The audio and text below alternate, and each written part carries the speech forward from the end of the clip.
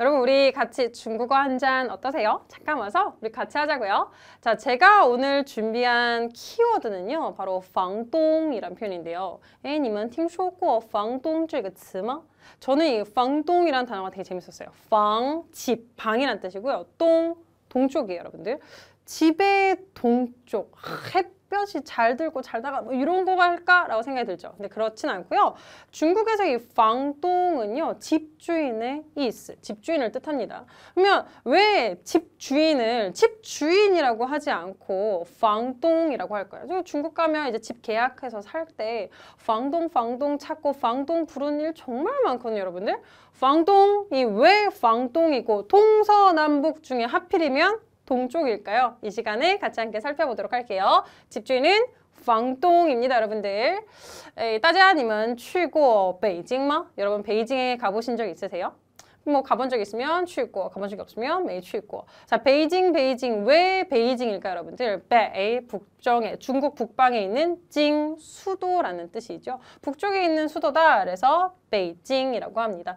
지금처럼요, 여러분들, 중국의 도시라든가 지역의 이름에는요, 동서남북이 들어가 있는 경우가 되게 많아요. 뭐 대표적으로 베이징 말고요, 난징도 있어요. 남쪽의 수도다. 그래서 지양수성의 난징도 굉장히 큰 도시인데 이처럼 동서남북이 들어가 있는 경우 심심치 않게 볼 수 있거든요. 자, 그렇다면 중국에서 이 동서남북이 쓰여지는 형태, 동서남북이 굉장히 자주 많이 쓰여지고 보여지고 있는데 어떻게 쓰여지는지, 그리고 우리는 어떻게 발음할지 한번 이 시간에 같이 살펴볼게요. 동서남북, 동시남北. 다시 동시남北. 한 번 더. 동시남北. 再读一遍. 동시남北, 동서남북이고요. 동서남북은 이렇게 발음을 하지만 동쪽, 서쪽, 북쪽 뭐 이렇게 얘기를 할 때는 각각의 동시남北뒤에다가 어느 쪽, 어느 사이드다라는 의미의 边 붙여주세요. 성조는 没有, 경성입니다. 그렇기 때문에 东边, 西边, 남쪽은 南边, 북쪽은 北边이라고 합니다, 여러분들. 자, 그러면 동서남북, 동시남北. 중국도요, 저희 이렇게 동서남북 손으로 색종이 접어서 했던 그런 게임 있죠? 이양요 똑같이 있어요, 그렇죠? 자, 그렇다면 동서남북이 어떻게 중국어에서 쓰이고 있는지 같이 볼게요. 제가 중국에서 가장 힘들어했던 것 중에 하나가 바로 이거거든요. 중국에서 이제 길을 묻거나 또는 길 묻는 것보다 더 많이 했던 게, 야, 우리 어디서 볼까? 我们今天在哪儿见? 이라고 했을 때 저희는 보통 명동역 3번 출구 앞에서 볼까? 뭐 이런 표현 많이 하죠. 근데 중국은 좀 달라요. 3번 출구 또는 뭐 A, B, C, D로 많이 하니까 A번 출구 이것보다는 딱 봐도 A번 출구 옆에 시베이코, 서북쪽 입구 출구라는 뜻의 단어 한자가 보이시죠, 여러분들? 이와 같이 이야기하는 경우가 정말 많아요. 我们在双井站, 여기가 지금 双井站이거든요. 시베이코, 지엔바. 그러면 야, 우리 双井역에 서북쪽 출구에서 보자 라는 뜻이에요. 저는 동서남북을 잘 못 가르쳐요. 그리고 사실 어릴 때는 오른쪽, 왼쪽도 잘 구분을 못했어요. 제가 오른손잡이가 아니었다면 과연 오른쪽 손, 오른쪽 눈을 알았을까 싶을 정도로 그렇게 모자란 애입니다. 구분을 잘 못해요. 그렇다 보니까 길을 물었을 때도 서북 방향으로 쭉 직진하시다가 여기가 동북 쪽이니까요. 남쪽으로 좀 더 가시면, 이 말이 너무 어려운데 중국에서는 동서남북으로 길을 알려주거나 지금처럼 약속에 대해서 장소를 잡을 때도 동서남북을 사용해서 위치로서 장소를 정하는 경우가 진짜 너무 많아요. GPS도 내 위치에 맞춰서 막 돌리는 저 같은 애한테는 뭐야? 네, 哪边是东边? 어느 쪽이 동쪽이에요? 라고 묻는 경우가 진짜 많았거든요. 그러면 중국 사람들이 되게 약간은 어이없다는 눈으로 많이 봤어요. 너 동쪽이 어딘지 모르냐? 라는 그 눈빛 받아본 자만 압니다, 여러분들. 그래서 중국에서 이 동시남北는 길을 묻고 그다음에 길을 대답해 줄 때, 그다음에 약속을 잡을 때도 정말 쉽게 보이고 지역 이름에서도 심심치 않게 볼 수 있어요.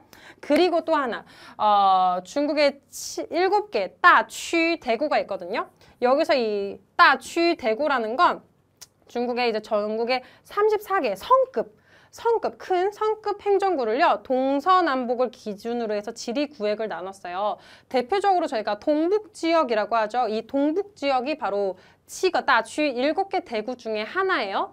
이게 뭐 그러니까 지리 구획을 나눈 건데 이 지리 구획으로 저희가 이제 제가 알기로는 신분증 번호도 구분이 되어 있고 7개 구획으로 대화 주제가 많이 이야기가 거론이 되기도 해요, 여러분들. 그래서 보시면 最上边呢就是东北地区 동북 지역이고요. 그다음에 华北地区 화북 지역, 西北地区 서북 지역, 그 아래는 西南地区 서남 지역, 중간 이제 화중 화난地区예요, 여러분들. 화중 화남 구역인데 요 두 개 합쳐가지고 그냥 중난地区라고 해요. 중난地区라고도 합니다. 그래서 이大区 대구를요 6개로 구분할 때도 있고 7개로 구분하는 사람도 있어요. 중난地区를 이렇게 나눠도 되고 두 개를 합쳐서 이야기하기도 해요. 마지막으로 이쪽은 화동 地区가 됩니다, 여러분들. 그래서 구획이 나뉘어져 있어요. 각 구획마다 신분증을 이제 구성하는 번호가 결정이 되고 다릅니다. 그래서 동北地区 동북 지역 익숙하시죠, 그렇죠? 자, 이처럼 지리상으로도 동시남北는 굉장히 중요하고 많이 쓰여요. 자, 그런 의미에서 다시 오늘의 키워드, 아까 집주인이 뭐라고요? 방동이라고 한다고요. 집주인을 집의 동쪽이라고 해요. 그래서 이게 뭐야? 집주인들이 동쪽을 선호하나? 라고 생각할 수 있죠. 내가 이제부터 건물주, 집주인이 되면 동쪽으로 가겠어. 요건 아니고요. 이 동이라는 한자가요. 중국에서 동쪽이라는 이스도 있지만 주인이라는 이스예요. 뜻도 가지고 있어요. 자, 왜 있으면 이게 왜 그럴까요? 갑자기 밑도 끝도 없이 동쪽 주인은 아니겠죠. 고사가 나 있죠. 관련된 이야기가. 하나 참고로 방시라는 단어를 쓰는 경우도 있어요. 지역마다 이건 다른데요. 我呢很小的时候跟我父亲一起随到中国的 전 되게 어릴 때 아버지를 따라 중국에 가서 조금 지역을 달리하면서 생활을 했거든요. 그때 한 지역을 갔는데 제가 방동이라는 단어를 알고 있었어요. 집주인. 근데 이제 저희는 외국인이다 보니까 이제 집을 임대해서 계약해서 살잖아요. 근데 거기서 누가 계속 방시 막 이러는 거여서 방시가 뭐야? 무슨 뜻이야? 라고 의아했는데 나중에 한자를 보고 조금 고개를 끄덕였어요. 왜냐면 방동에 딱 상반되는 개념의 단어잖아요. 집의 서쪽 세입자라고 단어를 쓰는 경우도 있고 이거는 지역마다 다릅니다. 대표적으로 이제 세입자는 보통 방크, 집의 손님 또는 주후, 임대해서 사는 세입자라는 단어를 쓰고 있는데 간혹 방시라는 방동의 상대적인 개념의 단어를 쓰는데도 있더라. 세입자. 발음 한 번만 더 해볼게요. 방크, 방의 집의 손님 또는 주후, 혀 꼿꼿이 피시고요. 주후라고 합니다, 여러분들. 자, 그러면 동쪽, 为什么意味着 주인呢? 왜 주인을 뜻할까요, 여러분들? 자, 이야기는요, 버라이어티 했던 전쟁이 난무하던 춘추 전국시대로 갑니다. 이름도 춘추 전국시대죠, 그렇죠? 자, 춘추 전국시대는 어때요? 보통 뭐 이제 두 나라, 세 나라가 같이 손을 잡고 연합해서 한 나라를 치는 경우도 있었고요. 또는요, 이렇게 전쟁을 나가면 그 나라는 빈집이 되죠. 그래서 빈집털이를 하는 경우도 참 많았죠. 그래서 전쟁이 막 난무하던 버려야했던 그 시기였는데 전쟁을 피하고 싶은 국가들도 있을 거 아니에요. 그래서 머리를 썼죠. 이제 동쪽에 있던 이 중국, 정나라가요. 진나라와 이제 연합을 맺습니다. 그래서 진나라가 이제 정나라를 통해서 다른 지역으로 갈 수 있도록 문을 열어준 거예요. 그리고 이제 정나라를 지나갈 때마다 편의를 제공했죠. 대신 우리가 이러한 편의를 제공하는 대신 당신은 그렇죠. 우리나라를 치지 않는 걸로, 공격하지 않는 걸로. 그래서 전쟁을 모면할 동맹 관계를 맺게 됩니다. 자, 그렇다 보니까 이 중국어 요거外号 왜 별명이 하나 생겼어요. 어떤 별명이 있어요? 동쪽 길에 위치한 주인이 되는 거죠. 우리가 이제 손님을 맞이하듯이 진나라를 맞이해서 이제 편의를 베풀고 제공을 하고 있으니까 그래서 생긴 단어가 있어요, 여러분들. 똥따오주라는 표현이 있어요. 동쪽 길이 똥따오고요. 주는 주인입니다. 그래서 동쪽 길의 주인이 똥따오주. 지금은 什么意思 무슨 뜻? 주인 또는 주최국, 개최국, 주최자. 또는 개최하는 사람, 모든 의미. 어쨌든 그 모임이라든가 행사를 주관하는 쪽을 다 똥따오주라고 표현을 하고 있고요. 이 표현은 실제로도 많이 쓰이고 뭐 기사 등을 보면 정말 많이 접할 수가 있죠. 그렇다 보니까 서쪽도 아니고 남쪽도 아니고 북쪽도 아니고 바로 동쪽이 주인이라는 의미를 갖게 되었다라는 것. 그래서 뭐 여러 가지로 이제 응용이 가능한데 우리 싸우고 쭈이봐. 예문 하나 만들어 볼게요. 주최국 한국이요. 2대0으로 홍콩팀에 승리했습니다. 라는 표현을 한번 해보고 싶어요, 여러분들. 자, 중국어 문장 어떻게 말할까요? 중국어 문장을 말하고 싶을 때는 우선 큰 덩어리, 큰 정보부터 빠샤 제공을 하고 그 다음에 구체적인 내용을 나열하면 좋다. 자, 그럼 큰 정보는 뭐냐? 큰 정보가 뭘까요? 오케이, 메인 내용은 주최국 한국이 뭐 했대요? 오케이, 승리했습니다 예요. 그러면 한국은요, 한국어라고 하고요. 주최국 한국 어떻게 할까요? 맞아요, 꾸며주는 말은 한국어랑 수식 구조 똑같아요. 동다오주 한국 그럼 뭐예요? 주최국 한국이 되는 거죠. 승리했다는 胜 또는 胜利라고 합니다, 여러분들. 그런데 우선 큰 정보 내용 갈게요. 홍콩에 승리했다라는 건 우선 부수적인 내용이고요. 주최국 한국이 2대0으로 승리했대요. 자, 2대0 중국어로 어떻게 할까요? 비교하는 거죠. 두 팀이 지금 서로 겨뤄서 비교해 내어진 결과가 2대0. 그렇기 때문에 몇 대 몇 할 때 그 대가 맞아요. B이라고 해요, 여러분들. 저희 이전에 다뤘던 10분 중국어에서 한번 나왔죠. 겨루다, 비교하다, 무엇보다 B. 그래서 2대0은 RB0이라고 해요. RB0, RB0. 0대0은 0比0이 되겠죠, 그렇죠? 동다오주 한국어도에 어떻게 해요? 한국팀이 RB0, 2대0으로 뭐 했대요? 오케이, 승리했어요. 어디요? 홍콩팀. 구체적인 정보죠?香港队. 자, 말해볼게요. 한국팀이 2대0으로 승리했다.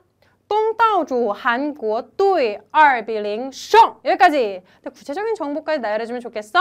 홍콩팀은 香港队, 香港队. 전체 문장 느낌 살려서 가볼게요. 동다오주 한국어도의 2比0 胜 香港队. 한 번 더 눈 감고. 동다오주 한국어도의 2比0 胜 香港队. 좋아요. 여기까지. 그래서요. 주최국, 주최자 또는 주인 누구를 이야기할 때는 수식어 동다오주를 그 앞에다가 놓아주시면 되고요, 여러분들. 그다음에 A가 주최하다 그러면 어떻게 할까요? 그렇죠. A, 땅, 동다오주. 이때요. 땅이라는 표현은요. 어떠한 역할을 여기마다 어떠한 역할을 하다라는 뜻이 됩니다. 그래서 주인 노릇하다. A, 땅, 동다오주라고 합니다. 역할을 하다라는 뜻이 되겠어요. 좋아요. 넘어갈게요. 내가 한턱 쏠게 라는 표현 어떻게 하는데요? 같이 읽어볼게요. 위에 표현. 今天我做东 뭐래요? 今天我做东 다시 今天我做东 주어는요. 영어의 두의 의미예요. 하다라는 뜻이고요.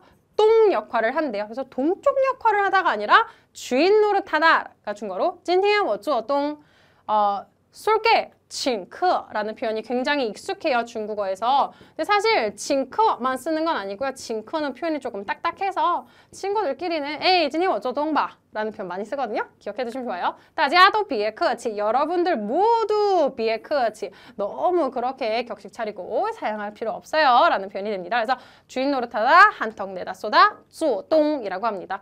동쪽, 의외죠? 동쪽, 이런 표현이 있다라는 거. 그래서 오늘의 한자는 여기까지고 여러분들 동다오주, 做东 여러 가지 형태로 응용이 가능하고 또 많이 접할 수 있는 동서남북 표현이니까요. 잊지 마시고요. 잘 기억하셔서 응용, 활용 써보실 수 있길 바랍니다. 大家都辛苦了，我们下次再见喽。